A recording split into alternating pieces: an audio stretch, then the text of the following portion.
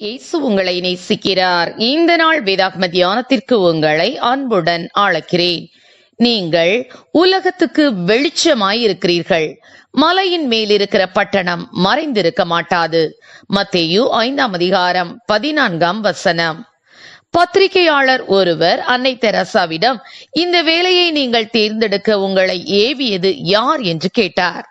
அன்னை தெரேசா அவர்கள் ஒரு மாபெரும் அறிஞனையோ தத்துவ ஞானியையோ அல்லது ஒரு பெரிய எழுத்தாளரையோ சொல்வார்கள் என்று அவர் எதிர்பார்த்தார். ஆனால் அன்னை தெரசா அவர்கள் இயேசு கிறிஸ்து என்று பதிலளித்தார்கள். தொடர்ந்து, மனுஷர் உங்கள் நற்கிரியைகளை கண்டு பரலோகத்தில் இருக்கிற உங்கள் பிதாவை மகிமைப்படுத்தும்படி உங்கள் வெளிச்சம் மனுஷர் முன்பாக பிரகாசிக்க கடவது என்ற வார்த்தையை நினைவூட்டினார்கள். ஆம், கிறிஸ்து தமது பிள்ளைகளை உலகத்திற்கு வெளிச்சமாகவும் வழிகாட்டியாகவும் வைத்திருக்கிறார். நம் நற்செயல்கள் இயேசுவை பிரதிபலிப்பதாய் இருக்க வேண்டும். ஜார்ஜ் பெர்னார்ட் ஷா என்ற தத்துவ ஞானி கீழ்கண்டவாறு கூறுகிறார்: நான் இந்த உலகில் ஜீவிக்கிற வரைக்கும் என் உயிர் இந்த சமூகத்துக்கு சொந்தமானது. இந்த சமூகம் பிரகாசிக்க நான் எதையெல்லாம் செய்ய வேண்டுமோ அதை செய்தே தீருவேன். இயேசு எனக்கு கொடுத்திருக்கும் இந்த வாழ்க்கை ஒரு தீபத்தை போன்றது. அது அணைந்து போகும் முன்பாக அதை இப்போதுள்ள சந்ததிக்கும் எதிர்கால சந்ததிக்கும் பிரகாசித்து காட்டுவேன் என்றார். ஒரு இரவு வேளையில் பார்வையற்ற ஒரு மனிதன் தனது கையில் ஒரு விளக்கை ஏந்தி இருட்டான பாதை ஒன்றில் நடந்து போய்க் கொண்டிருந்தான்.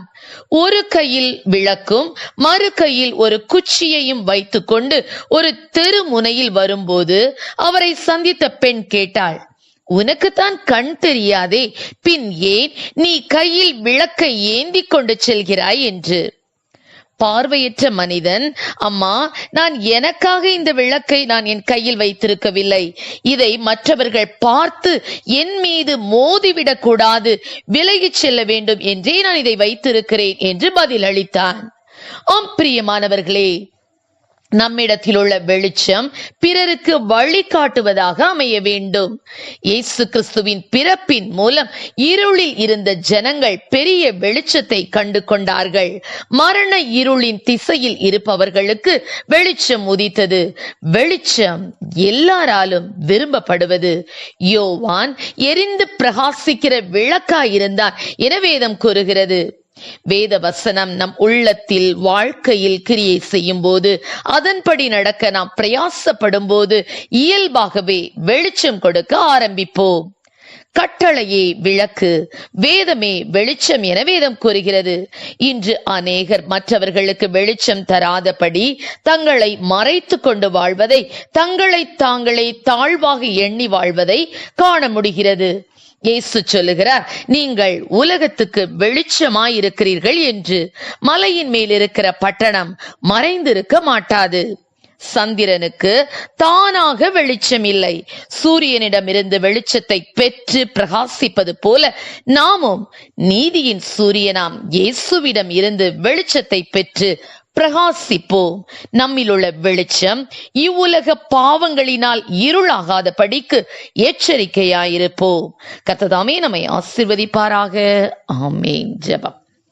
எங்களை அதிகமாய் நேசித்து வழிநடத்துகிறீர்கள் அன்பின் பரலோக பிதாவே, அப்பா, நாங்கள் ஆண்டவரே மற்றவர்களுக்கு ஆண்டவரே வெளிச்சம் வீசுகிறவர்களாக எங்களை நீர் மாற்றுவீராக ராஜா.